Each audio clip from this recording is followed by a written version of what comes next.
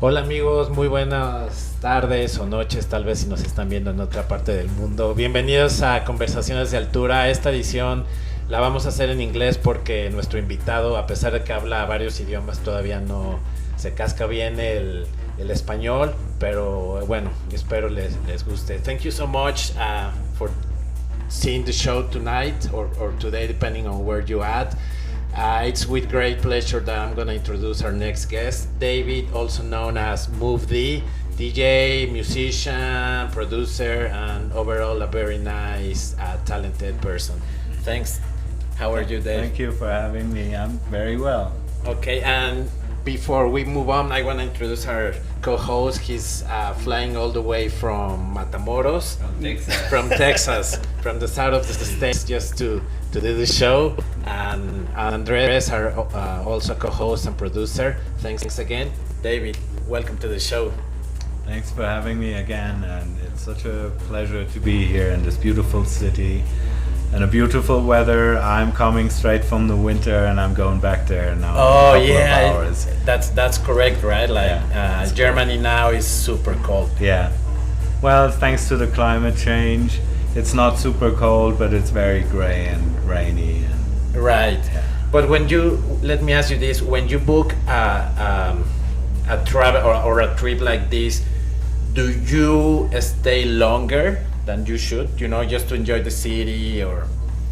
It's a bit of a problem because I have a family. I have 2 kids. Oh, And okay. so either I bring them or I get homesick, and I got lots of work to do at home. So I'm actually here in Mexico only for 2 nights, and which is insane, and it's also very bad for my climate, eco footprint, whatever.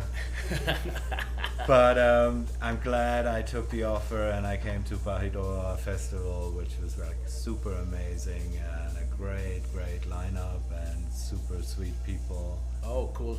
And yeah. So pretty much you came from the festival, right? Yeah. Your set was at what, like 6 in the morning or something 6 yesterday? to 8, yeah. Are you used to play at that time? Well, not particularly. I mean, I'm getting older now, so sometimes I enjoy like playing early evening or even daytime sets. It gives you other options what music to play as well. But when I heard that I have the option to play after Joe Closell and it's gonna be the morning, and because of the jet lag, for me it doesn't matter is it 6 a.m. or yeah. 6 p.m. I'm tired anyway. Yeah, because the jet I lag. thought it's a good idea, and it really worked out so well. Like 1 hour into my set, the sun came up, Oh, beautiful. and before it was a bit cold, and the records felt a bit damp, everything, and then the sun comes out, and in 10 minutes the whole vibe is like, Oh, wow, it's interesting. nice and warm, and you see all the smiling faces. Before you only see disco lights and no faces, and then it gets a lot more personal. No, for sure. So it was a really sweet ending to that night.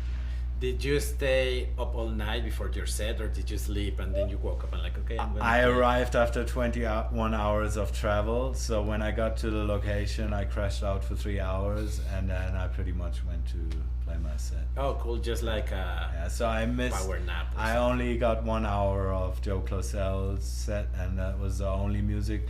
But from my room, I could overhear like really nice music coming from the stages, live music especially. Oh, cool. I think the lineup was really special. Oh, that's cool. And how about Mexico City? Is it all that you expected? Because it's both different. your first time, It's right? my first time in Mexico City, and I have to say, at one point it was the biggest city of the world, right? And I think when I was going to school, they were telling us that the city is growing so fast that they also have to extend like the canalization to Right. lead all the dump further out, and they were saying if this gets blocked ever for some accident, the whole city will drown in Right. shit in like a couple of hours. I don't know if that's true. No, or I don't not. think that's true. Do you think that's true?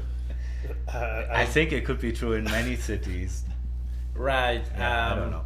But like I was expecting something like super crazy, like Naples, Italy, where it's only like honking cars and terrible traffic. And this part, Roma, Yeah. La Roma, It's so It's pretty beautiful. beautiful yeah. and quiet, and I feel really home here. It's beautiful. It's a nice area. Mexico It's very City is- European as well, Right. in a way. Right. Sorry. No, go No, ahead, go if ahead. you want to use the mic, just Sure. feel Thanks. free. Thanks. So, what about Sí se escucha también, sí. okay. Do you plan, or let me ask you this, how do you plan your trips? Do you try to do like a whole tour? Would you like to do maybe like a whole Mexican tour or like Latin American tour?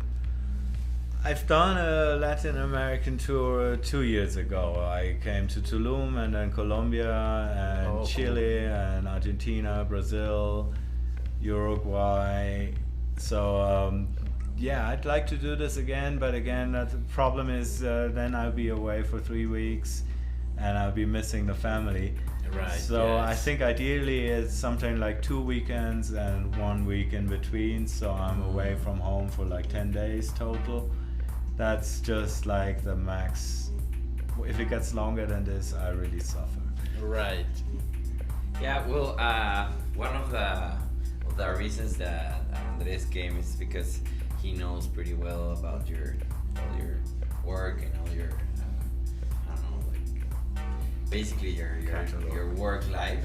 Yeah. And I think we were discussing previously to this podcast, like what should we talk about and stuff, and like we were really, I don't know, like really excited about you coming to Mexico and to this podcast and stuff, because we really admire your work, and as you were saying before starting, that you rather be known as a musician or as a producer more than a DJ, you know? Yeah. And we had like this I don't know, this conversation that we would love to know some of the technical aspects about your producing and your, I don't know, your how to say it? Your creative process. Yeah. Exactly, your creative You process know, and stuff. And the way that your workflow maybe happens. And I would like to go back though, because we were discussing right before we started your workshop records, right? And I was gonna ask, what is your relationship to that label? The label, there's a lot of myths about it, but like it belongs to Low Tech, Okay. and he is one of my oldest friends in the music scene.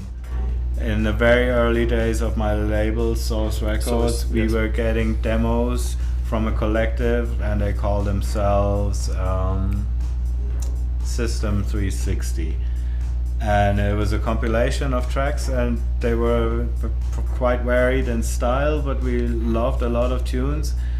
And it came with a letter saying we're a group of 6 people living in a shared kind of farmhouse and with a studio, and we don't work on these tracks together, but we didn't say this is by this guy, so it's all on the same tape and branded as System 360, and it was Low Tech, Marvin Desh, and some other guys. I know their names, but not their artist names. But Low Tech and Marvin Desh are the most noticeable Very names. cool. Yeah, and it was quite special as well, their approach, because they're located in the former East Germany, which was a communist country. Right. And it was just after the reunification, and for the majority of Eastern German people, their reaction was totally anti-socialism, communism. And but what they did, like, is say we work in a collective and we live in a commune and we don't put names to our tracks, was a very kind of communist approach, and a very atypical, like a commune, and very atypical for like how everybody else was behaving at that period. So that caught my attention as well, and I realized these people must be different and interesting, and they really are. Very cool. Yeah. So people would just like pitch ideas or create music there, and it's like, okay, whoever wants to use it can use it, or No, it wasn't public domain, but they didn't say this track was done by Marvin Dash or that Okay. track was by Low Tech, but they send a pile of tracks saying that's all from us, and we're 6 people. Right. And they eventually formed what is now Workshop. Sort of. I mean, they took different routes. There was a girl involved as well.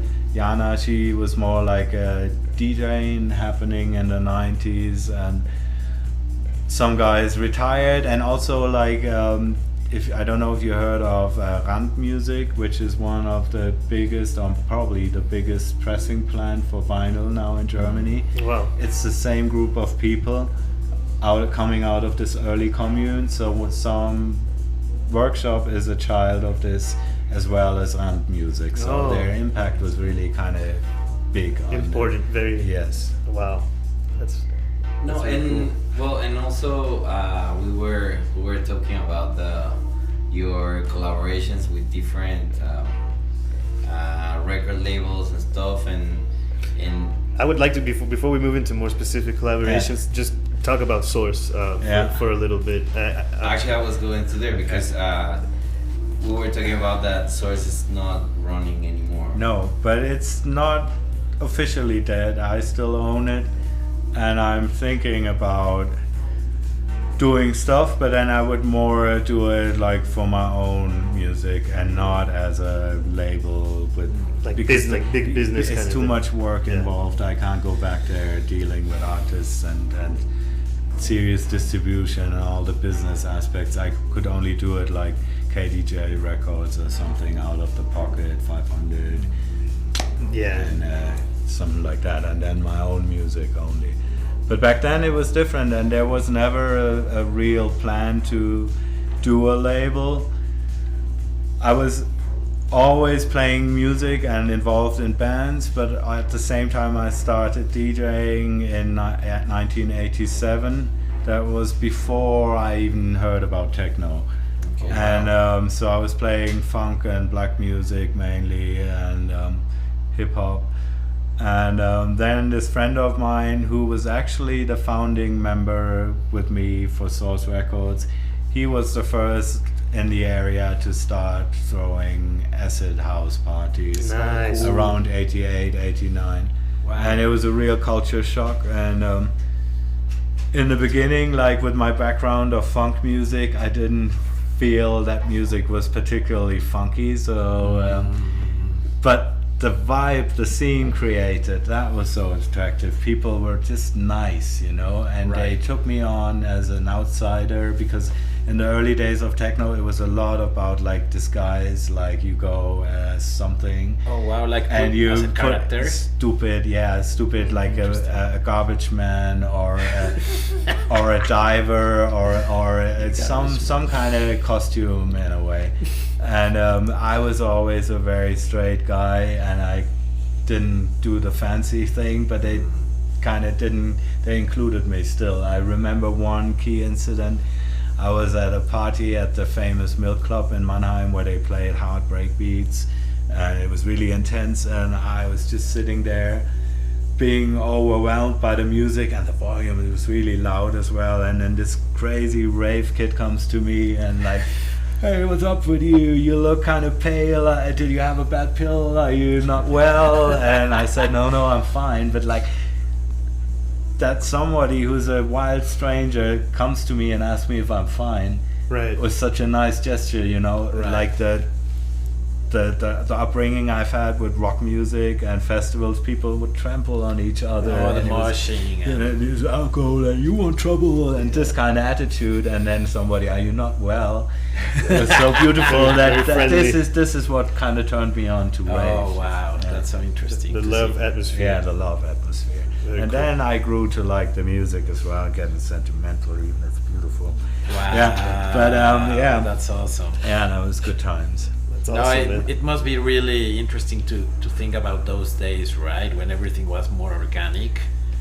And so homemade, you know, it wasn't a commercial thing. It was a total underground phenomena, and it coincided with the coming down of the Berlin Wall and East Berlin, a vast area of like where abandoned factories. You could just go in there with a power generator and a sound system and do it, because the police were not working, they weren't getting paid anymore. Right. And it was a kind of a void zone where you were free to experiment, and people were putting on these parties. And I remember that I don't think there was a set entrance fee even. It was more like donation, kind of whatever you have you give, or you offer to help with the decoration, or you do the wardrobe for an hour, this kind of help with certain things. Bring some fruit and give it out to people, this kind of, it was really nice. That's awesome. Yeah, and it only took like 2-3 years, and all the big Marlboro or whatever stepped in with the sponsored big events, and then ticket prices all of a sudden like $50 or something crazy. Oh shit. And it kind of killed the vibe of that first wave, which felt like the 60s, the summer of love, whatever, revolution kind of thing. And in Berlin at the same time there was a lot of squatting going on in the east, in Friedrichshain. Whole streets or blocks would be squats, and they had a whole kind of working system infrastructure. Like somebody could repair cars, someone else would do haircuts, someone was printing posters.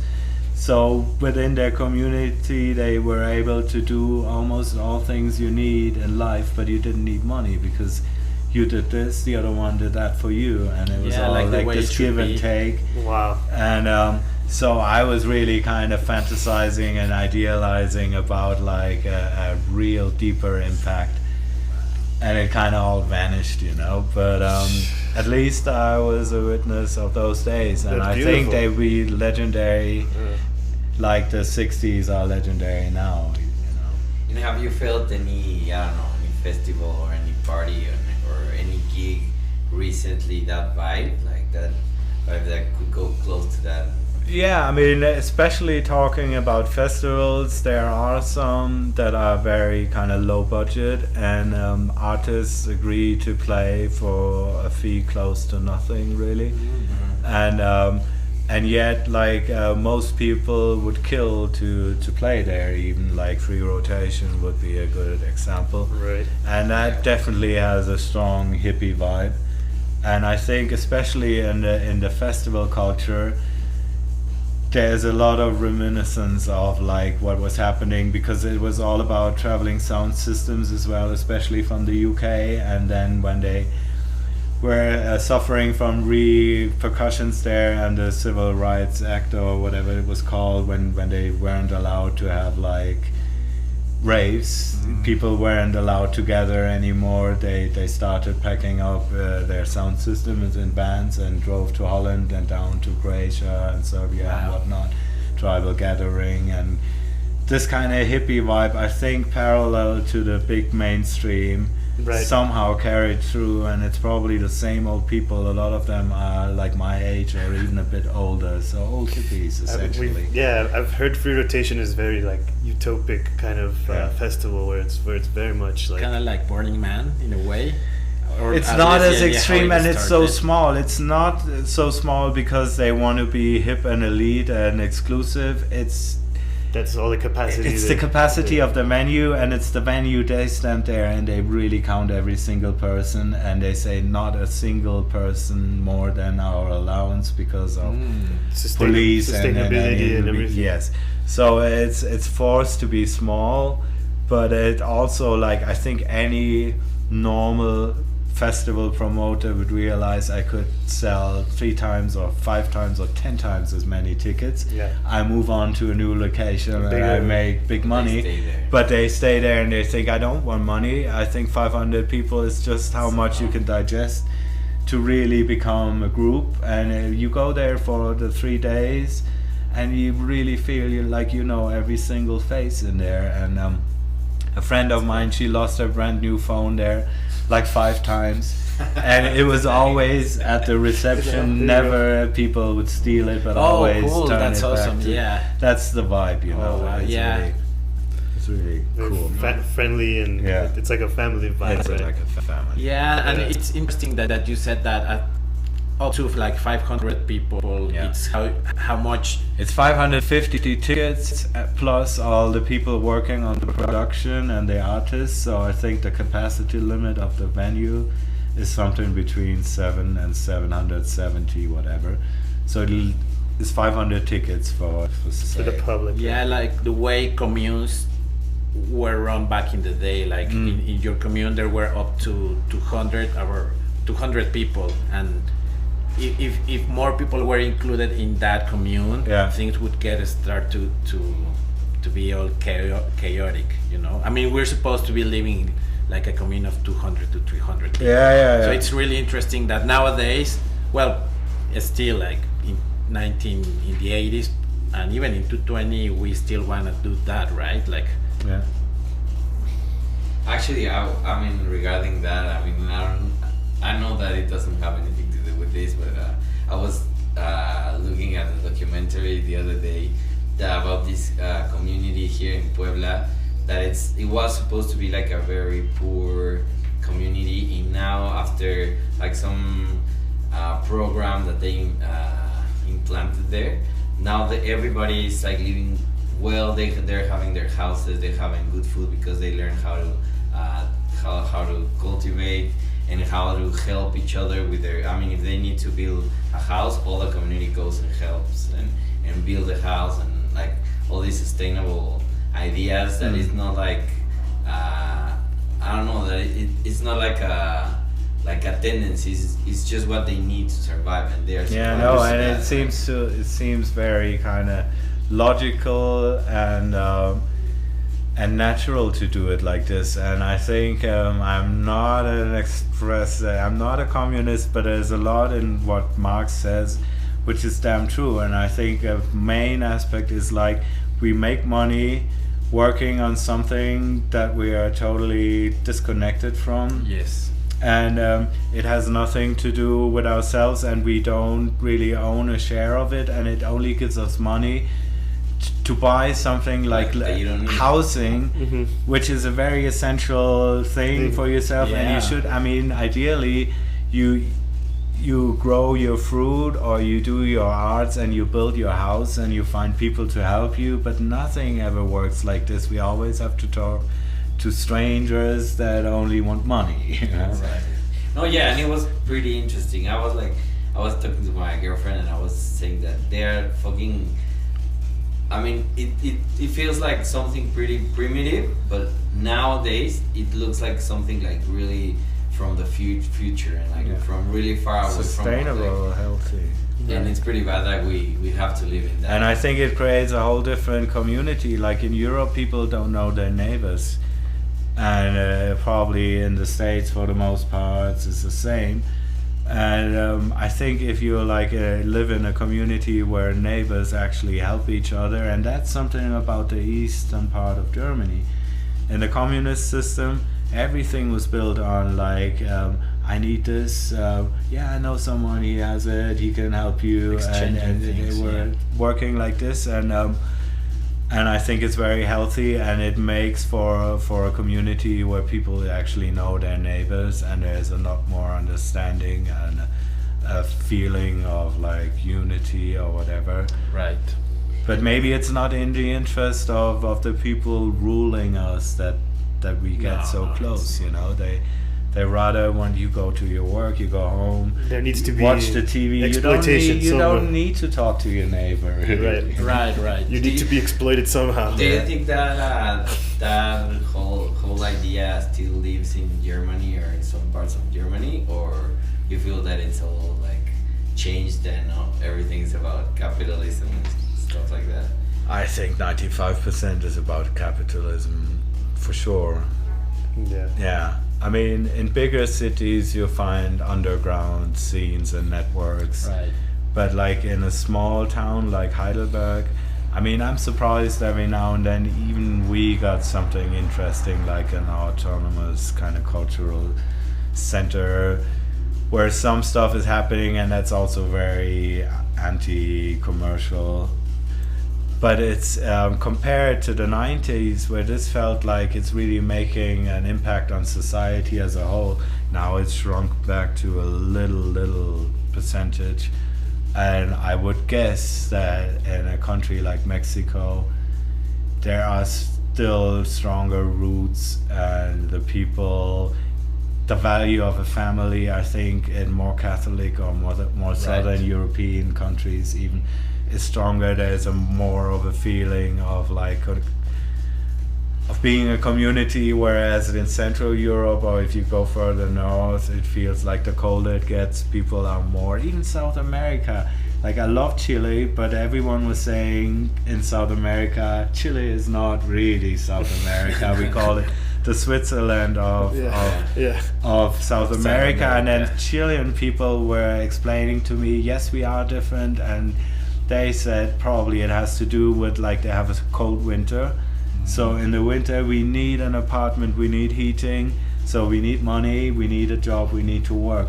If I was in Brazil, I could live at the beach and eat coconuts and fruit that I find, and I don't really have to work. And you have to go out and you have to be outside and like...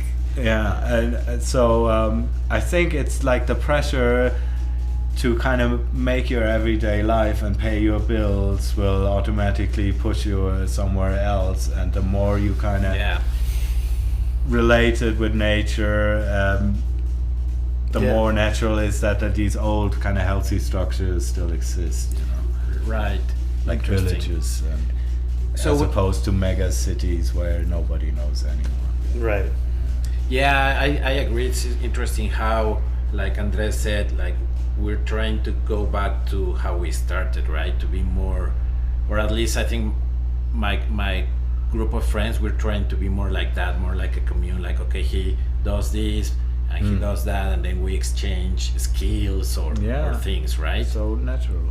Do you feel that the scene, the electronic scene, has, because supposedly electronic scene came from the underground, from like this kind of commune idea of sharing and collaborating and stuff, and do you think now, like in the 2020s, the scene has gone all about money and capitalism and all about... Arguably, or whatever is reflected by the media, which is always kind of run by money or ads and clicks and numbers. So if you're approaching the scene, the first things you will hear about is all like Tiesto and whatever, Swedish house mafia. Only if you dig really deep, you'll find the other stuff which is still there. And I think it's nice to be nostalgic about the 90s, but when we started the label, we felt that electronic music was still pretty limited. There was only like a couple of styles, and there wasn't such a wide scope of interesting different styles of electronic music as there are right now today. And I don't think there's ever been better times to go digging for great music, and but at the same time it's such an underground phenomena, and I said for years that I think there's more producers than actually people, consumers, going to record shops. I have thought that before, like a lot of times. Going back before I only guessed this, but now I think it's a fact, you know, like everybody gets these apps on their phones or tablets that invite you to make music, and it's hard to draw a line at what point are you starting to become a producer. But everybody will start playing with it, and I think that's fine, but it takes a lot of determination to find good music, and I'm kind of overwhelmed by it. So my reaction is a lot like looking for music in general, but not for electronic music particularly. Also because whatever music I listen to will kind of reflect in the music I produce, and I would hate to sound like something which is just like contemporary electronic music, and I'm sounding like copying whatever Matt Mike or someone. it's terrible. I rather try to get my kind of inspiration from who knows what, Johnny Guitar Watson, and bring that into electronic music. Right. And then I'm listening professionally. I'm listening to so much electronic music, and a lot of it is not really that up to. Yeah, it's not my perfect music, so I'm kind of oversaturated with it, and so at home I really listen to other things. Yeah, besides that. And how do you get your inspiration now after all these years of producing and playing and listening to music and stuff? Like, how do you get this new inspiration to produce or to compose something?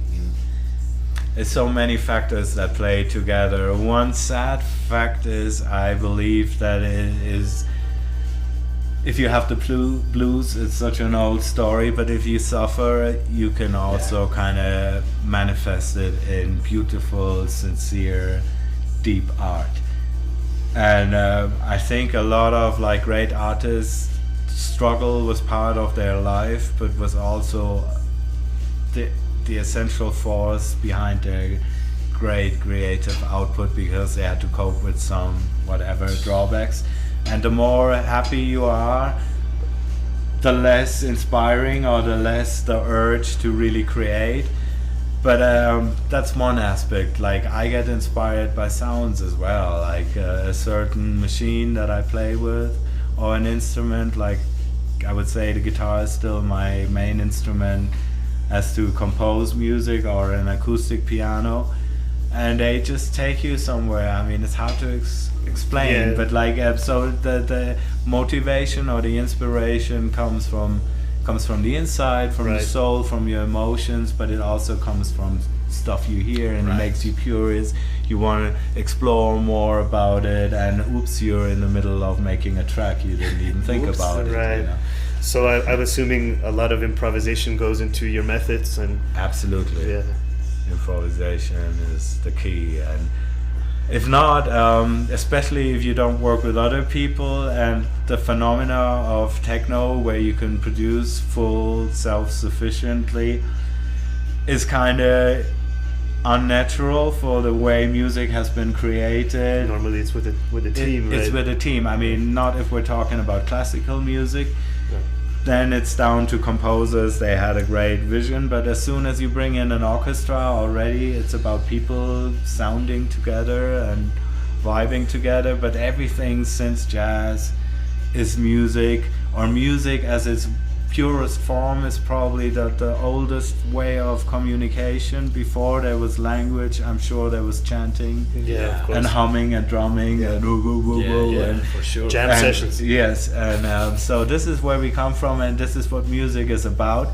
And I think if you're only with your computer or whatever, and it's only you and your mind, it's not the way it should be. And if it's all conceptual, the logical result would be that you keep making the same track, and in a way you do, because you refine whatever your aesthetics, what you think makes a good track, you want to make it and make it better, but it's probably it's always kind of the same track. There's you're always aiming something for. to add or That too, but I think if you're open enough for accidents and moments that don't align with your concept, that will take you somewhere new. And that's why I believe that collaborations are so essential, because gives you the freedom to grow the idea. And there's feedback, and there's someone, and he does something that you wouldn't have thought of at all, and maybe you love it, maybe you don't love it, but you can't say I don't really like this, so you gotta kind of let's work with it, and in the end it's something interesting, and it's something real, and you can tell. And I can go back listening to collaborations, and I remember the situation with the other people involved, and sometimes I do with the stuff that I did on my own, but a lot of the time it wasn't such a special moment as it is when you with someone else. Right. So was there a time in your career that you were looking or were going after perfection in your music? Because you said that you have to be open to like mistakes and stuff like that. But sometimes I play guitar, so sometimes when I'm writing a song, sometimes I catch myself looking for perfection, but then there's no perfection, right? Did that ever happen to you in your career? I don't know. I mean, my nature is very kind of penile almost. Like I like to make stuff nice, and I have a high risk of, like, when I'm on my own, to overwork it and over polish it and look too much for perfection. But essentially, I am for perfection. But how you kind of describe it, or what is perfection to you? It's not even like I think like my basic musical preferences have remained the same. I was born to be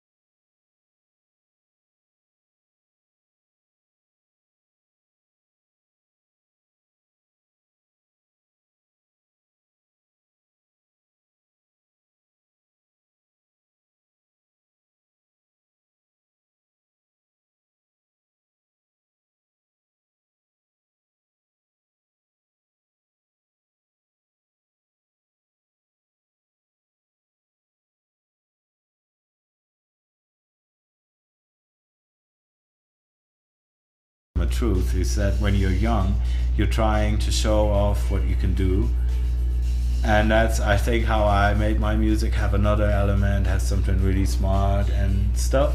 When you get older, you try to show what you can leave out and strip it down to the essence. So I kind of think if my aesthetics have changed, I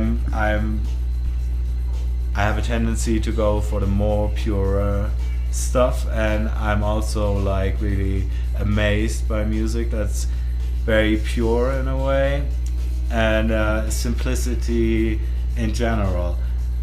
I think like a really sophisticated pencil drawing where someone with like 3 lines kind of lays out like a perspective or some motive.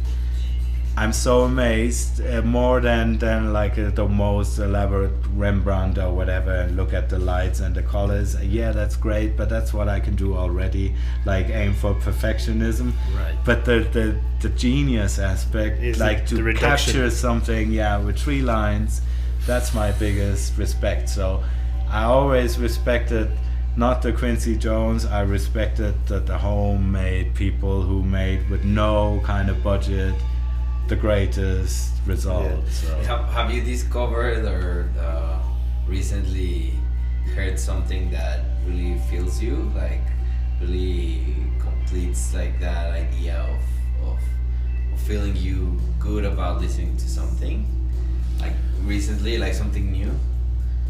I mean, it doesn't have to be new, like currently new, but like could be new for you, you know? Let's see. Yeah, it's constantly, I mean, on many levels. Like the last wow moment in a concert situation was when I saw Krangbin. Have you heard of them? No. It's a trio. They describe themselves as Thai funk. Okay. And the trio is a drummer, a black guy, hip-hop drummer, very reduced, restrict kind of style, no gimmicks. Okay. Oh, okay. But really groovy. A great, awesome guitarist wearing a funny, ridiculous wig, and the most amazing girl on bass. And she plays what's the band, sorry? Krangbin. Oh, yeah, and I know it means them. Yeah, airplane yeah, in Thai. Sí, lo- Where are they from? the States. No, they're UK. Oh, the UK? UK. Yeah, okay. And They were just here recently. yeah, I know they're blowing up, and I saw them at the festival. No one heard about them. So when they started playing, there were 5 people, and then in 45 minutes, the place was exploding. But this woman she's from another planet. Yeah, I mean, the way she awesome. sways with her bass, and she plays like Bootsy Collins or some really good funk bassist. But it seems like easy to her. Yeah. And she's really cute, and the way she kind of moves, they are amazing. Yeah, they so were that was here. something that totally blew my mind. But usually at home I like quiet listening stuff, and it could be Brian Eno, but there's so much to discover. What he's done through the decades, and so much music that people were referring us to, even Can and stuff that I knew as a name, but I didn't really ever listen to Krautrock because being German, Krautrock was pretty uncool, you know. Oh, I see. It was cheesy to you. Yeah, it was. It seemed like when I came to Texas, I realized that it really meant the world for some cool, American people. Yeah. And like the last time I came to New York, they were listening to the whole Grauzone Eisbär album, and they were totally like absorbing it. And I've heard that one song and I liked it, but I never really knew about the whole deeper dimension. Yeah. So there's so much music to Going discover. for sure. Right. I wanted to expand a little bit on what you were saying earlier, in terms of simplicity within art, and specifically related to some of these earlier ambient works of yours and collaborations. Could you maybe tell us a bit about how those projects came about, and what was the methodology like, or the mindset in order to work that kind of... Yeah, I mean, the whole history of how the label was initiated is interesting.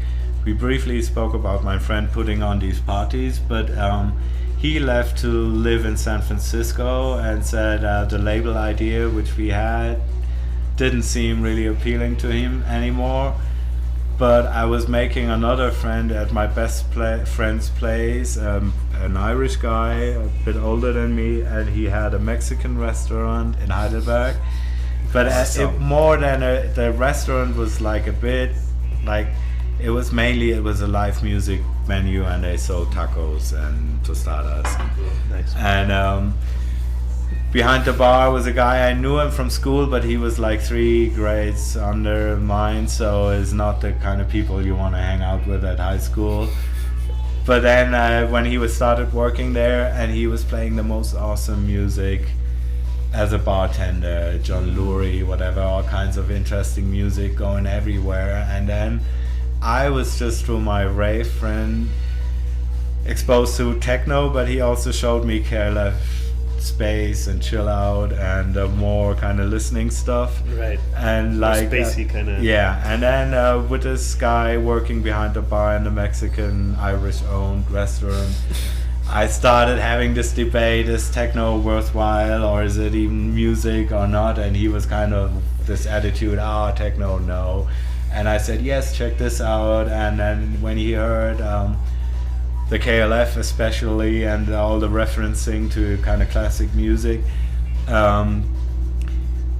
he thought of his favorite samples that he then brought to me, and we were doing our first album, The Earth to Infinity. Okay. And it was just our goal of like kind of inspired. Yes. And we didn't even have a name for the first one, which is called Earth to Infinity. Okay. But that's the first Deep Space Network, but not officially at Discogs. It's a different. Okay. And so with this and. Yes, we saw ourselves a little bit in the context of KLF, but even KLF at the time was very underground, and it was hard to come by the record, and it wasn't like happening like the Orbital or something that was bigger at the time. Yeah. And so that was already niche, so we weren't expecting anything, and especially we didn't feel like going to talk to a record company A&Rs and this kind of lame shit and then being turned down. So we said if we want to do it, we just have to do it ourselves, and that was very much the spirit of the time. And we just wanted to do this as a one-off, but like the response we got was just like crazy. Wow. And we pressed 1,000 CDs and they were gone in one day. Oh, shit. And we got all this press from the UK because there was such a vacuum. There was this Frankfurt kind of techno, there was some Rotterdam Gabba, there was the good old Detroit that all initiated all, and that was pretty much it. Wow. There was to choose from. Even the Berlin techno was just like beginning to happen. Okay. And there was no listening music and no albums except for the Orb, the KLF albums, and compilations of early Derek May and Carl Craig stuff on Belgium label Buzz. Wow. They made really nice compilations, and these were kind of albums. They worked with like listening tunes, like the early kind of Psyche and BFC and whatever, those projects by Carl Craig when he was really the god of techno. Yeah. And there was nothing else, so it was easy. If you had an album which was halfway decent, it would end up in a shelf of pretty much every record store. Oh, cool. And then it was gone. Nowadays, to even get into the shop is pretty hard. tough. Yeah. So it was a different time. We were lucky to be there at the right time. Fax was also starting around then, and for him, he really milked it because there was such a demand for listening techno after the club that like for a while he was selling them like crazy. And that was the 90s, and I was living, DJing was just a hobby. In the beginning 80s, starting 87, it was my student kind of job, so I was paying my rent like this, playing 3 times a week in the same kind of disco, high street, mainstream disco. And so it was that the old kind of DJ, typical, and the superstar DJ didn't even exist. There was Sven Fed, but he was becoming popular not as a DJ, but with his early electronic productions, Electrica, Salsa, and this kind of stuff. So being a producer and then being a glamorous, flamboyant DJ, playing his stuff, he was the first German superstar DJ and probably worldwide. Yeah. A real role model after the generation of like Mancusi's and For sure. Larry Levans. I'm talking techno now. He was the How one. would you actually define the So term when I was a techno? DJ, I didn't look at it as a like the kids do now. I want to be a DJ. It's like Right. saying No, I it's the want to cool be thing. Ronaldo. You know, I Yeah. want to be rich and Yeah. have these yards and all these chicks. It was nothing about It wasn't this like that. when I was a DJ. Right. And in the 90s, it was just like fun, and making music was my main income. And then with Napster, the CD burner, and the internet, and the file sharing, pretty much overnight it was over.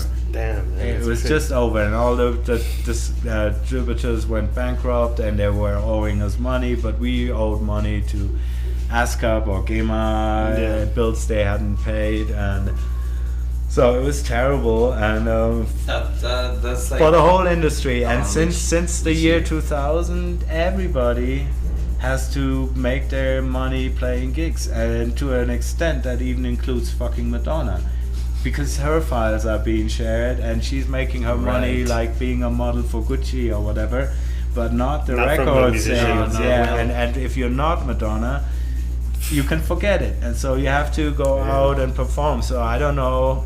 I'm 53 now. I can do this a few years more, but like I really wonder what will happen when I can't travel anymore. I'll be fucked. I have no pension, and it's scary.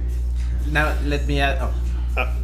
I want to just briefly, because we've said the term quite a bit. I wanted to get your definition of techno. You know. I mean, like for me, it's all techno. I even include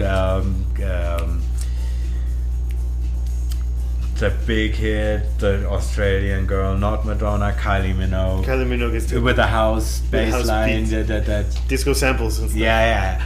For me, it's techno or music, Madonna, whatever. But so I don't like definitely drum and bass or Detroit techno. Okay. It's all. How would you differentiate the line between techno and ambient, though? You know what I mean? Even ambient is techno if it's contemporary ambient. Right. Only the old ambient can't be techno because techno wasn't there. So the old ambient is kraut or whatever, or electronic music, which is the even bigger term than techno, which I prefer over techno. But I kind of like techno. Okay. But I think it's more like it's like punk. It's almost. Okay. It expresses a kind of a movement or ethos. an attitude. Ethos. Yeah. Yes, and that could be the same between Solomon and myself. There you go. So it's really cool that you said the He's word a cool punk guy. because I was gonna ask you, going back to your story. Were you attending other type of shows besides electronic music? Were you going to like see how the punk rock scene was growing, or? I mean, I was like big into concerts from early days, and I was happy. My parents, my mother especially, she took me to see Elton John, like solo piano tour with Ray Cooper in the second half, just doing like all sorts of percussions. It was great. I was 10 years old maybe. The single man tour, I mean, I will never forget my whole life. And she also took me, that was maybe 1 week after Lou Reed. That was interesting. Oh, wow. I dig in more now. When I was 10 years old, it was a bit too edgy for me. Right. And it's like, what? his whole appearance, he too seems a edgy. bit bitter or cynical, and it didn't vibe with me as a child. But Elton was fine with his funny window wiper on his Flamboyant. and he's just so musical.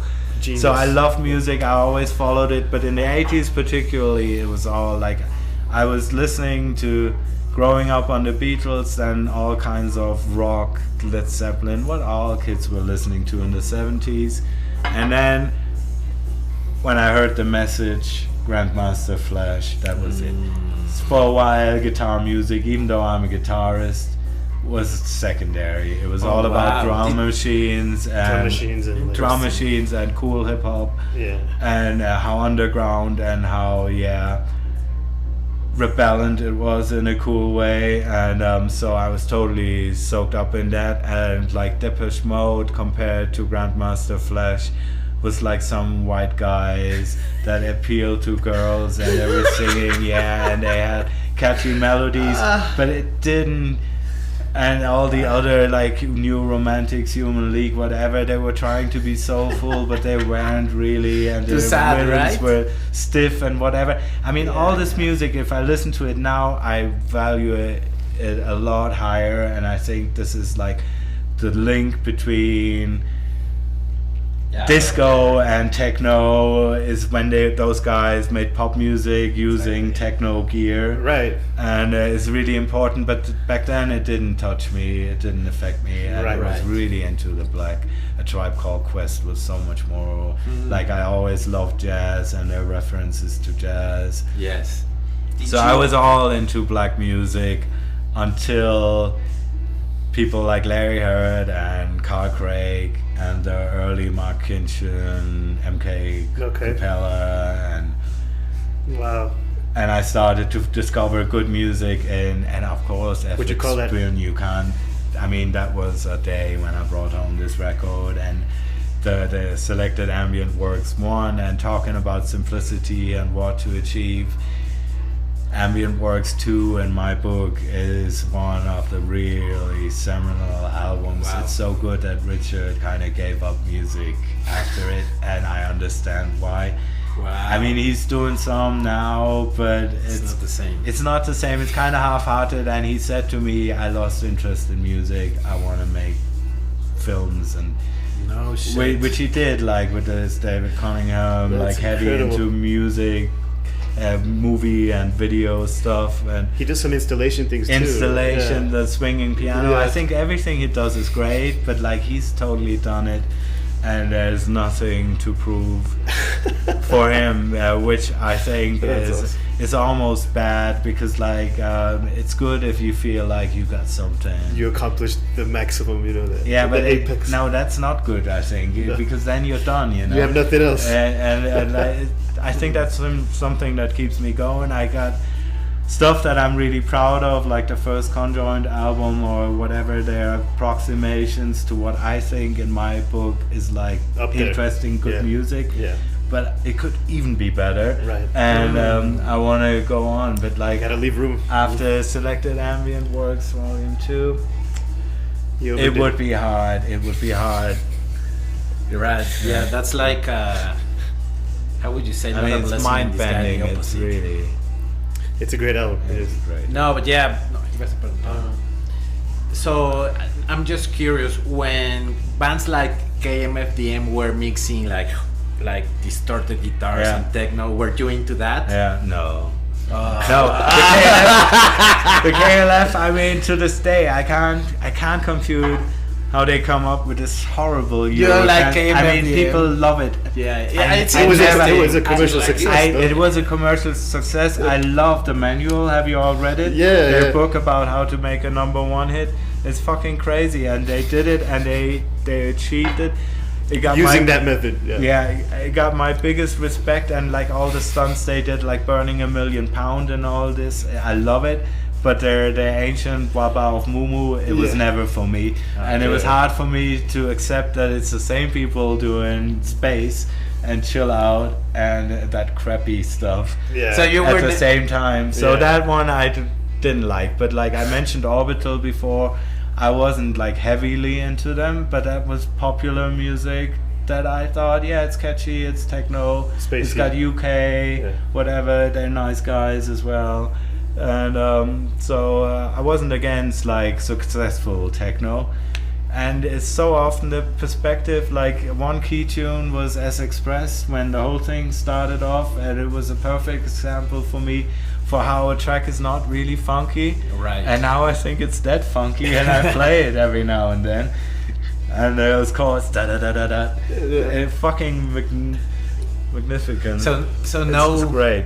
no Ministry, no 9 Inch Nails for you. No, Oh wow. no, interesting. no Meat Beat Manifesto, no Moby. I met No him- heavy guitars at No all. punk? Do you like punk or? some punk, but not really. I'm a softie. I like. Yeah.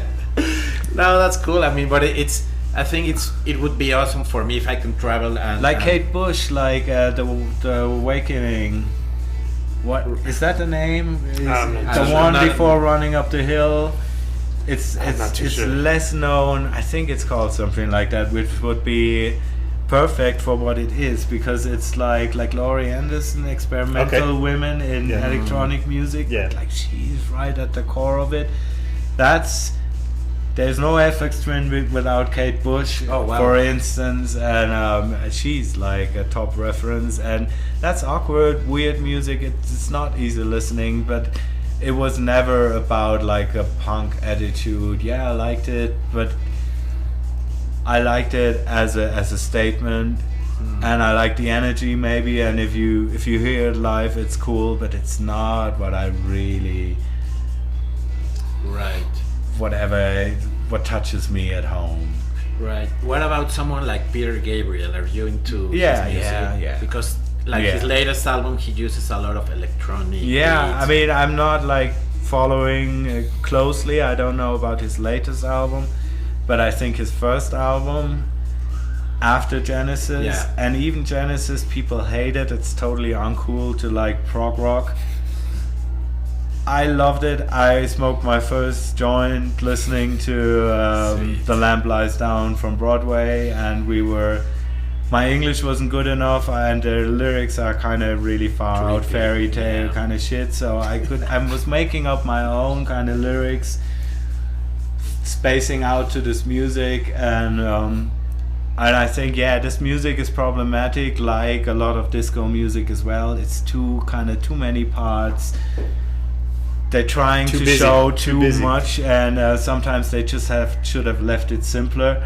But as some songs with Peter Gabriel of the very early, probably my favorite Genesis would be the first live album, and it's amazing how skilled they were. And Phil Collins is one of the best drummers ever, and so much talent in this group. It's amazing.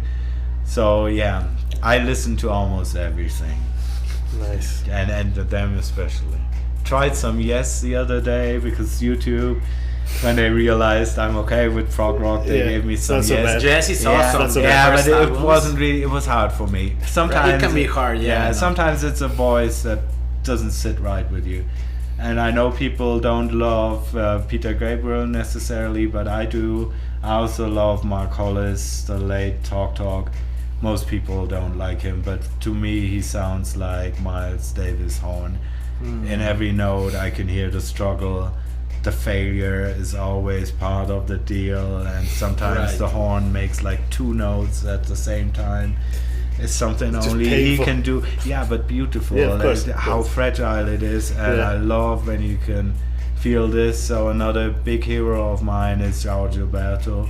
His singing also is always drifting around the key, but he knows the song so well, and his guitar playing. Johnny Guitar Watson, I mentioned him before. He's very interesting, slightly off key. So I like if it's like defective, but it has to be interesting. Bossa Nova, and like the compositions like harmonically, so challenging. I mean, as a kind of a folk music, it's the most kind of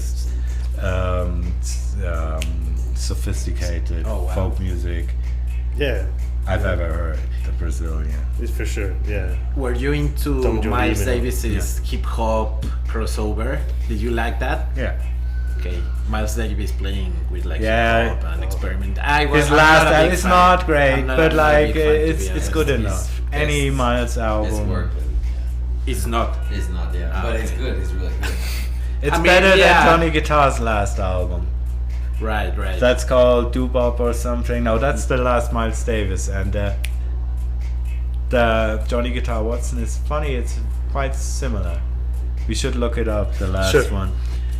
And that's just painful, and like his home programming on the whatever drum machine, it sounds horrible. Johnny Guitar. The last Miles Davis, at least sonically, it's kind of nice. He's working with this kit, and he's using an SP12 or whatever. It sounds legit. It's not his best trumpet playing, and some of it is a bit cheesy, but it's okay. I can listen to it. Well, it's part of the Bow Wow is the name of the him. And like I'm the biggest fan. Like I was like at many gigs it was easy to see him, Johnny Guitar Watson, because he was typical for uni. When they had like their semester party and not so much money, they would kind of book him for a venue that has like a 600 capacity, and he would play there with his band, and he was this old legend. And for me, it was like the biggest to see him, and I was I brought home his towel. That's cool. My girlfriend put it in the washing machine. And he died on stage, so he's one of my top heroes of all times. And like Miles Davis, he was making records definitely in the 50s, 60s, 70s, 80s, and 90s. Maybe in the late 40s, but definitely in the 50s. He started when he was very young. He wasn't even a guitarist, he was a keyboardist. And like he was playing with some famous organ guy, maybe it was Jimmy Smith, and he said like, here, play the guitar. And so it was his second instrument, and he kind of reinvented himself. And this one period around A Real Mother for You, and 3 albums, like late 70s. I think there are. I was looking at Bow Wow just now. That was released '94. Yeah, that was his last one. For And sure. he died in Yeah. '96 maybe. Yeah. But like Yes, '63. the series between Ain't That a Bitch and then Yeah. Giant is the last one of the really good ones. Are these- And on all these, he Yeah. has one the drummer, 70s. Emery Thomas, is one of my favorite drummers ever, and all other instruments except for the horns, saxophone, trombone, it's all Johnny Guitar Watson. He's playing the bass, Wow. the guitar, the Fender Everything. Rhodes, the synth. He's singing. Damn. He's the dude. Wow. And it's not Quincy Jones. He did it with simple gear, but still the sound he It's- achieves With is, heart and is balls. Funky. yeah, it's ridiculous. Too much reverb on the vocal in a way, but like then again, it couldn't be better. It makes it- and his makes it- sound on the guitar. He plays one note, you know, it's him. He's a big. Nice. I'll have to listen to these. Yeah, definitely. Do you have any special love for a specific decade? Like, do you feel like, oh, I love like? I love the mo- 60s for the psychedelic, for Okay. the free love, and for the experimentation. And I still think, I said it before, no one will ever achieve what the Beatles have done for music. No, especially nowadays. In 8 years, between 62 and 1970, they did 13 albums, and they went from Twist and Shout to I know. I Am the Walrus. They told the history and the future of music and back, and any of their albums would be number one any day, and anything like Oasis is selling, but it's just lame compared to it. And yeah, so 60s, but 70s, Electric Miles, the good Quincy Jones stuff, probably the pinnacle of the audio engineering side of things, how instruments were recorded, how they were sounding, Yeah. the instruments that were introduced and like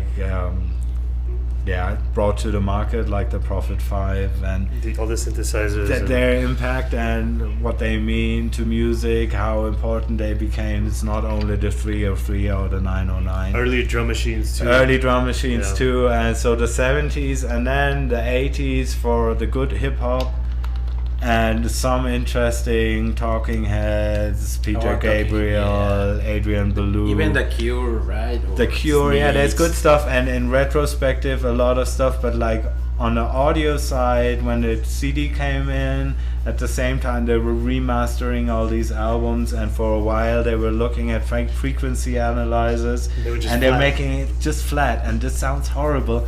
And some of my favorite music, like the Zap, for instance, their later records, they suffer from this. Or Prince, the super straight Yeah, line is bad just mastering. like sounds horrible. Yeah. So it's not the decade I really kind of connect to. And then it's the 90s already, and yes, I'm really big into like early Black Dog, Belittle, the Offspring, the side projects, Aphex Twin, Luke Vibert, Wagon Christ.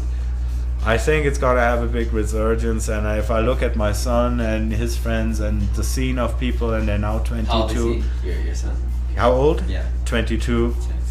And he's also producing and releasing music, and his biggest idol is Square Pusher and then Nice. Aphex Twin. Yeah, it's good pushes. But so he knows about these two, but he never really heard of Black Dog Okay. or Wagon Christ. So I played him some of that stuff.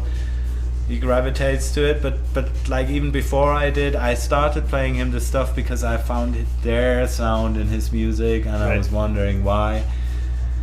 I mean, he's my son. He must have heard it. It was around the house in a way, but Exactly. his He's mother wasn't subconscious. very supportive of any of this. What I was involved in. But I think so. The 90s are having a resurgence now, and I like that. In that kind of sound specifically, or do you think? Yeah, I think like especially like it was called IDM, intelligent course, yeah. dance music. It's a pretty It's lame. kind of pretentious, it's but a lame Very name, but pretentious. whatever. It just IDM. but, it's but I understand. cool music. I understand what they and were doing. I think it has a place. That was a market term, right? That was something. that was- no musician came up with it. Exactly. And I'm pretty curious. You say that you have a 22-year-old kid.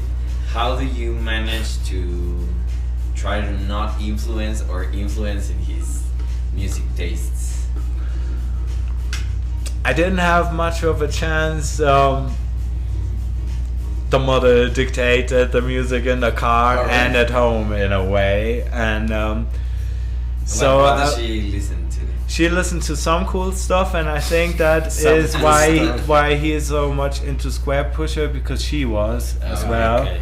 And cool. she was more into the fall and punky stuff than I was, and she was also in a band, and she was a cool girl. But then I liked, and when we married, I think what I liked about her was that she never kind of gave me credit for what I did, and I didn't want someone to say, "Oh, you're the best." Stroke your ego. But then in the end, it was too much. I mean, she just hated it all in a way, and that's how she influenced my son.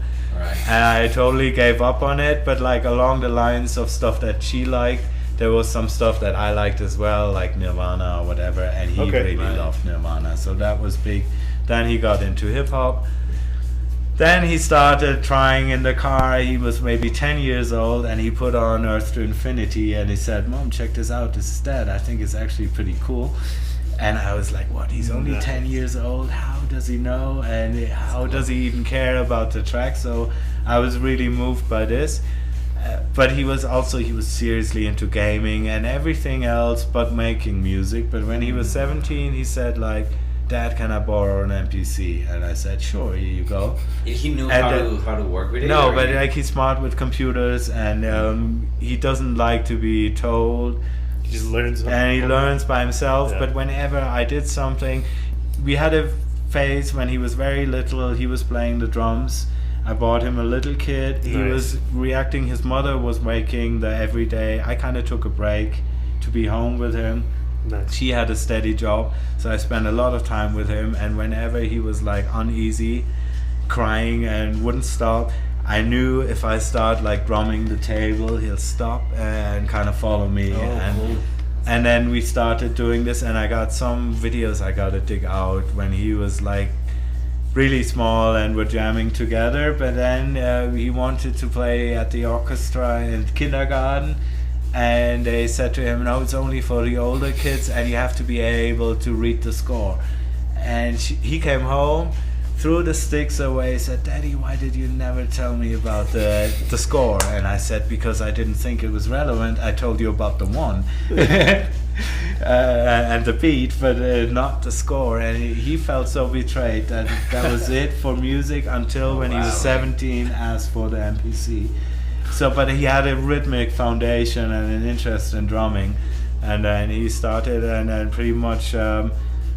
You should look up his album. Okay, yeah, that would be cool if you could play like a music piece, like a piece. Yeah, it's on YouTube. If you look for U-I. Okay, just the letter. Yes, and then full album. It looks like an emoji, but it's not. It's a wrong emoji. A second. This one. Yeah. Okay. And he did this when he was 19. When he was 17, I gave him the drum machine, and this is a sub-label of Church from London. It's actually a cool label. Very cool. The Bluetooth is gonna. And this one is all down tempo, kind of trip hop instrumental. Okay. Oh, cool. Beautiful listening music, so not the Square Pusher stuff. And he's now releasing his second album. It has more kind of varied. It's not as easy listening. It's more compelling. And but he does like 3 tracks a day. It's crazy. That's cool. He approaches to you to some collaboration, some tips. Yeah, sometimes like, what's that chord? And that's why I thought of like the old time about drumming. I showed him a pattern. He wasn't able to do it, but the next day he would sleep over it, and it works his brain, and the next day he could do it. So these chords, essentially, I showed him some of them. Nice. But he takes it. It's bad when it's choking. But Yeah, I'm sorry, man. This is not good. Yeah. listening experience here. But with it's a nice album. Yeah, I get and the like idea. one I'll big moment listen was to it. like a driver picks me up from Florianopolis to Curitiba in Brazil, and this is playing in the car. And Really? I said like, what the fuck? And yeah, I just got this. I bought it, and I said, you know, it's my son, and like no. And What? That's insane, man. Yeah, That's so in crazy. Brazil, yeah. It sounds like a really good tape. I mean, I love those chords and those chill beats, kind of vibes, MPC beats, you know. And are you behind some new synthesizer or some new machine that you like wanna try to play with, or? I really love the old stuff. That the recent stuff has a hard time to break the ice with me, and I appreciate what Behringer is doing, because those clones, there's always something to complain about, but like for the value, Yeah. it gives you amazing stuff, and people have the opportunity to work with something that is really damn close to a MOOC Exactly. or a Profit or whatever, and it's affordable, so I support it. That's good. And personally, I mean, you can make music probably on your phone. Yeah. You could make a good album, and Daft Punk were claiming that they did the Tron soundtrack on the iPad. Yeah, with the iPad, yeah. Maybe it's true, maybe it's a publicity stunt. I know the Daft Punk guy, one of them is son of an old studio owner. He did the one football anthem, Goomba, dun, dun, dun, dun, dun, dun. Oh, wow. That was produced in his dad's studio, so he grew up in a recording studio. Right. And it's hard for me to believe they really left all this behind to do it on an iPad. Yeah. Whatever. But in theory, it's possible, and it's fine. It's just like what you do with it matters. But personally, I had a period when I was poor, especially like using software cracks was like the thing for me to do as well. Okay. So I've had my time trying the virtual blah blah. I think now it's a lot better. When I did it, when I was poor, the early 2000s, Right. the stuff was really like, it didn't really work even, you know. So Okay. I'm really That's frustrating. so yeah, frustrating. And to me, anytime when I play a real synthesizer, even if it's half broken, it has a soul to it. Yeah, of course. And it's like a real instrument, and I love them. And if you play a software, its behavior will be identical for everyone who Every owns time. it, and every time you press Yeah. a key. You But know what's every going on, 808, people say it all the time, but I know it for a fact now. Every 808 sounds different. All right. And they all go to the same direction, but one has a clap that's really short. Mine has one that goes. System, yeah. And you can tweak them inside, so they really have character, and I love stuff with character. So for me, I rather work with a broken Farfisa than a new Whatever. Korg, or Korg aren't so bad, but maybe Clavia. I love the Nord modular. That was an Oh, that's interesting. amazing. Yeah. Interesting. I still use it, but anything they do now, I don't even know what they're called, but it's not. The Nord leads, or there's a. Yeah, or now the Jupiter XM. Okay. It's too much. So I like small companies like Black Corporation. Deckard Stream is very cool. It's very expensive, but it's Right. very cool. This German guy who does MFB is like affordable gear before Behringer, and this one crazy dude, he makes it at home in Berlin. Oh, And cool. they're really hard to work. Like the user interface is kind of hard, but like the sound of those machines, and Kraftwerk used it. I know he's legit. He's really cool.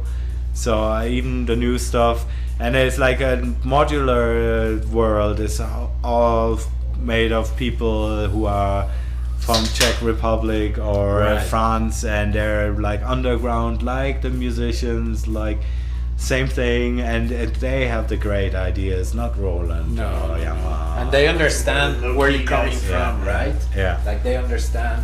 Yeah, and the they make struggle of something being- interesting, of being and an like my artist. biggest problem with Ableton Live, well, Live, it's the greatest software, and I'm endorsing it, and I'm doing something for the event soon, Yeah. But the only problem I have with it pretty much is like that it is like Photoshop for graphics. Everybody's using it. Right. And it can't be right to use the same as everyone else. Yeah, it's better always to have experimenting with different. Yeah, and so that's my only problem with it. But they do like incorporate the Max MSP, which would probably be dead otherwise by now. And I've done some Max MSP 20 years ago, and people are doing great stuff. So I like the platform. There's nothing about the software that is wrong. It's just like the popularity that is a problem for me. and maybe if I was them, I would deliver it without libraries, but then they wouldn't be what they are. Yeah. But the library is the beginning of the problem, you know. You kind of select a preset and you start doing and then you think you are a producer, but really you're not, you know. You're just copying sounds. Yeah, or like toolkits for samplers in the 90s. It was a full kind of drum track, a bass track, and if you play them all at the same time, it's a tune and it's copyright free. Exactly. And then you can kind of mess with it and you think you're a producer, but you're not. It's tricky, right? Because I did that actually like 15 years ago or so. I made like a few songs using that samples. Yeah.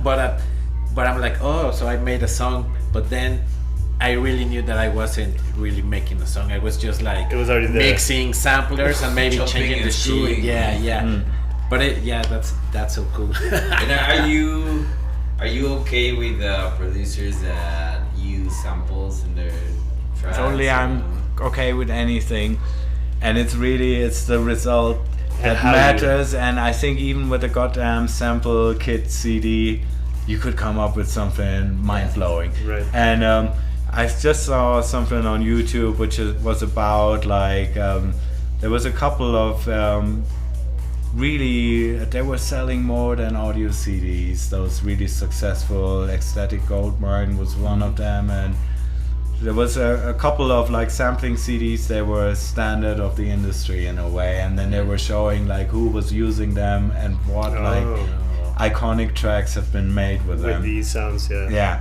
So it's all good, but I think it's just making it hard for people if you give them too much pre-produced, or it misleads them in the illusion that they actually created something original that they didn't really even understand. That is not that. Yeah, it's like if I paint by numbers, you know. I'm not a painter, but if I paint by numbers, I can do something halfway decent. Yeah. Right. But like if that would give me the illusion I could become a painter, it's so far off, you know, and I just don't know if it's fair. I mean, it's interesting because at the end of the To day, people, and they it's waste valid. their time and they spend money and they buy another sample pack, and and it's never happening. And someone who's really good, he has a 4-track recorder and a broken guitar. That's what I was gonna say. Yeah. Hip hop, like does the sampling, world with is it. the base of hip hop, Yeah. right? It's most of it, actually. And the limitation of the old stuff and the limitation of SP1200. True.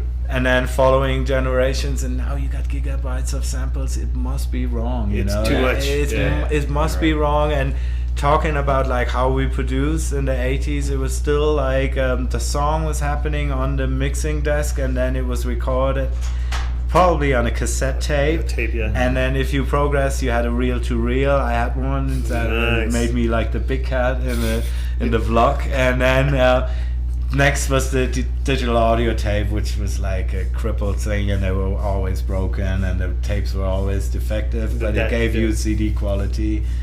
And then the CD burner, and then it was all digital. But like in the early days, it was 2-track recording, so there was no overdubbing, no multi-tracking really. And I was editing with a razor blade, old school, and making mods on my table. This is a beat, so this is 2/4, so this is a 16th. I could chop up knowing like a grid, like just by measuring it, and then kind of juggle, experiment with it, make a tape loop.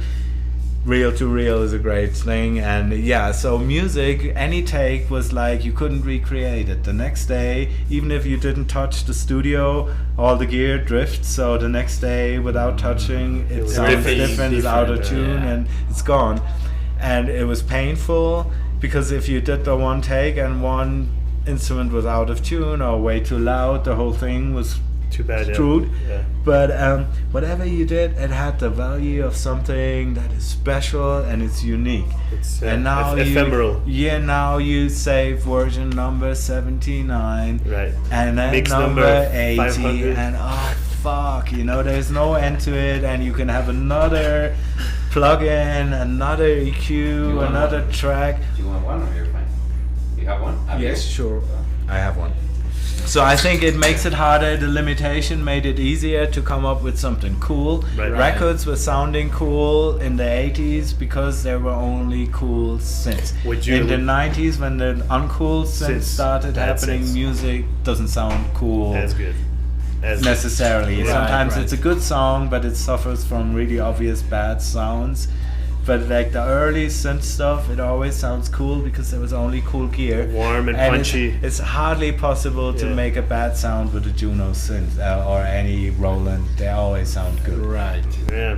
Would you advocate then the use of these vintage synths? Vintage I drum do. machines, For me, all the methods that they are my companions. Those are your- like yeah. nothing like a 606. I use it all the time. Do you have a favorite And I one? just learned for the 10th time how to program a 303 because that you It's keep so hard. forgetting. It's so hard, and Yeah. and all buttons double or triple trigger, so it's really confusing. But I mastered this again, nice. and yeah, the workflow is better with some of the modern machines. But yeah, I just love them. They're Of course. my companions. Do you have any favorite? So many. But like the 606, if I was stranded on an island, it would be nice to have a 606, a 101, and a JX3P. With these three, I can always make a track. Yeah. And then maybe one effect or maybe an MS-20, but build on this because the 606 has two trigger outs. One goes to the sequencer and the 101, the other one goes to the JX3P. That's the core setup I have with reagents as trio. well, the trio. And that I can work, the lights can go out on stage. I know the 101, I know the JX, I know the programmer. I don't have to look at it. I'm turning blind anyhow, so I better hold on to this kind of stuff. I don't have to read a display. I love Deckard Stream, but the display is a joke. I go there with magnification glasses. And it's just like, And are you planning to put a live show soon or like collaboration in a live? still active with Magic Mountain High, with actually playing as Magic Mountain High for Ableton, and I think they're cool. They book us, we don't even use it on stage. We You just use hardware, We right? use hardware only, and they That's booked great. us for their event. So hats off. Ableton, That's cool. Hats off. That's super cool. Shout out to them. Yeah. What about guitars? Do you own guitars? I own guitars, I still play them, I love them, and you can build the same affinity as with a synthesizer. Right. They are more female even. I mean, the curves are naturally almost like hips and a waistline or whatever. It's beautiful, or boobs. Yeah. It's a beautiful, and the way you produce a note is even more real than a piano. You Yeah, actually yeah. string the Yeah, like strike the the string string, and you yeah. vibrate, and if you don't Yeah. press it, so it's a bit more of a challenge. I love it, but and you can spend a fortune on guitars as do you you can own? on What do synth. you But for own? me, I dream about synthesizers, not about guitars. But do you own guitars? I own guitars. What do and you I own? love- Like Fenders, Gibsons? Yes, but like it's not like the synthesizers. I don't collect You don't them, care and like about I that? had like a couple of Telecasters, Oh. an original Fender, and a cheap Squier. I kept the Squier because I think it's the better guitar. Yeah, but it I was mean, way at the end of cheaper, the day- and I judged Which way? them. Which way is better? I don't know. I think it was from the very early series made in Japan, and they wanted to show how well they can make it. Yeah, so Japanese like a lot guitars. of like the carving was done a lot more. Like it was really nicely built. Oh, it is. I Yeah, still yeah, have for it. sure. And it just like was a better guitar than the US standard Telecaster. That's not for all the generations, but they say about the early Tokai. There's another Japanese Yeah. band who copied. They say the early copies of the the Gibson, Gibsons. yeah. Those the are Tokai, really they're good. really expensive now, and they're good guitars. So. Yeah, even Yamahas, like Yeah. all Yamahas made in Japan are Yeah. amazing. Mm. ¿Cómo vamos de tiempo? Yeah, but it's not a religion for me. So my number one go-to guitar is an old Yamaha nylon string. Nice. And with all the bossa nova, and it's not so painful, and the wide fretboard gives you it's easy to play. Yeah. And then next would be probably the Tele, or I got a hollow body jazz guitar, but that again it's another Squire. So I'm not spending money on guitars. But you still I bought play a beautiful Gibson ES-135. It's a very old model in Austin. Oh wow! I think I know which one you're talking about. Yeah. It was $80, and it was Hello. It had Hollow no body. cutaway, but a pickup, Okay. a single coil built in, and maybe a PU90 if that's the name of it. P90, And it had a big crack in the side, so it was broken already. But I took it was so cheap and it was so old, and then I took it to some guitar whatever shop in LA, which is top of the notch, but like so often they're like doctors, you know. He sees this guitar, he has to fix it. Right. He realizes I have no money, so he fixed it really nicely for another $100. So I had a really nice guitar. That's awesome. That was the only one, but when I was really poor, I had to sell it, and yeah. So I don't. It hurts. I don't collect guitars, but I'm really kind of bad case with the synthesizers. That's awesome. I could. Well, there's. I just wanna name a few people that joined into the show transmission. Yeah. It's Benjamin Joel sending love to David from the UK community. Yeah. Big ups, Benjamin. Yeah, and Jorge Castro. Oh, Jorge, yeah. Yeah, our friend. Shout out to Jorge. it's not Jorge from Lisbon. No. No, Jorge from. It's one of our friends. Jorgito. From Birth Portal, the record label, and Mejia also said, yeah. That must have been super boring. Whatever. No, actually, You had other options. You didn't have like, to. most of the people stay the whole conversation. Sí, So thank you it's guys. great. Thank We you. love you. Gracias a todos por estar aquí. sintonizar.